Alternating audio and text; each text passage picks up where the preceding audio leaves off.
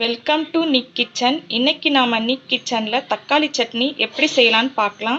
இந்த சேனல் இது வரைக்கும் சப்ஸ்கிரைப் பண்ணாதவங்க சப்ஸ்கிரைப் பண்ணிக்கோங்க. பக்கத்தில் இருக்க பெல் ஐக்கானை கிளிக் பண்ணிக்கோங்க. இந்த வீடியோ உங்களுக்கு பிடிச்சிருந்தா லைக் பண்ணுங்க, உங்க ஃப்ரெண்ட்ஸ்க்கும் ஷேர் பண்ணுங்க. வாங்க இது எப்படி செய்யலாம்னு பார்க்கலாம். தக்காளி சட்னிக்கு தேவையான பொருட்களை நாம இப்போ பார்த்துடலாம். 2 பெரிய வெங்காயம், 5லேருந்து 6 தக்காளி எடுத்துக்கோங்க. ஒரு முழு பூண்டை உடைச்சி வச்சிருக்கேன் தோல் நீக்காம. 6 காய்ந்த மிளகாய், இது கூட புளியும் 1 ஸ்பூன் எண்ணெயும் சேர்த்து மிக்சியில் அரைச்சி எடுத்துக்கலாம். வெங்காயம் ஏற்கனவே நான் சேர்த்துட்டேன். இப்போ நம்ம தக்காளியை சேர்த்துக்கலாம்.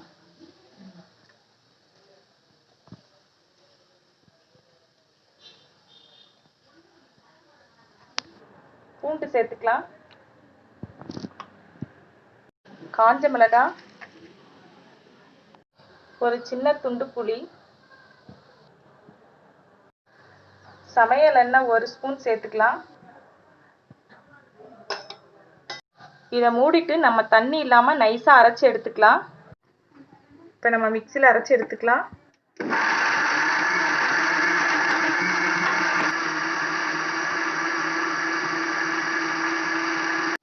கொஞ்சமாக உப்பு சேர்த்து அரைச்சிக்கலாம். இந்த மாதிரி நைஸாக அரைச்சி எடுத்துக்கோங்க. இதை நம்ம தாளிக்கணும்னு அவசியம் இல்லை, இப்படியே நம்ம யூஸ் பண்ணலாம். ஆனால் நீங்கள் 1 மணி நேரம் கழித்து யூஸ் பண்ணுறீங்கன்னா தாளிக்கிறது ரொம்ப நல்லது. இப்போ நம்ம தாளிக்கிறது எப்படின்னு பார்க்கலாம். கடாயில் 3 டேபிள் ஸ்பூன் எண்ணெய் ஊற்றிக்கலாம்.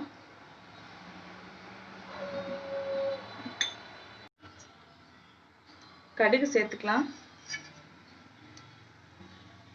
சீரகம் சேர்த்துக்குங்க.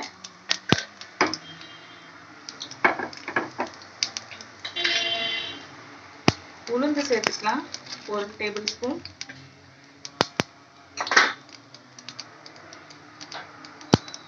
கருவேப்பிலை சேர்த்துக்குங்க.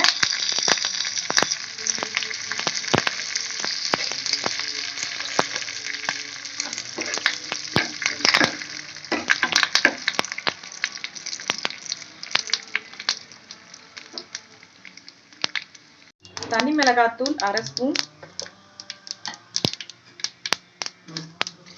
இப்போ நம்ம அரைச்சி வச்சிருக்க பேஸ்ட்டை சேர்த்துக்கலாம்.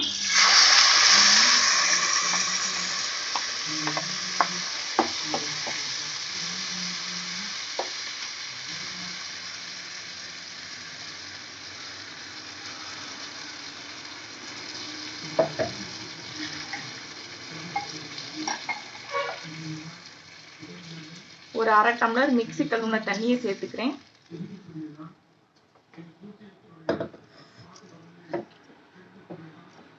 இது ஒரு கொதி வந்த உடனே ஆஃப் பண்ணிடலாம்.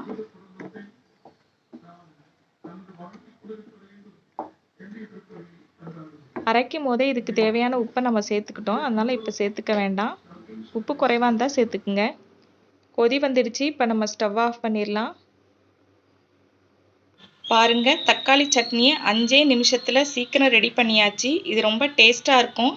இது இட்லி, தோசை, சப்பாத்திக்கு ரொம்பவே நல்லா இருக்கும். நீங்களும் உங்கள் வீட்டில் செஞ்சு பார்த்துட்டு எப்படி இருக்குன்னு எனக்கு கமெண்ட்ஸில் சொல்லுங்கள். தேங்க்யூ.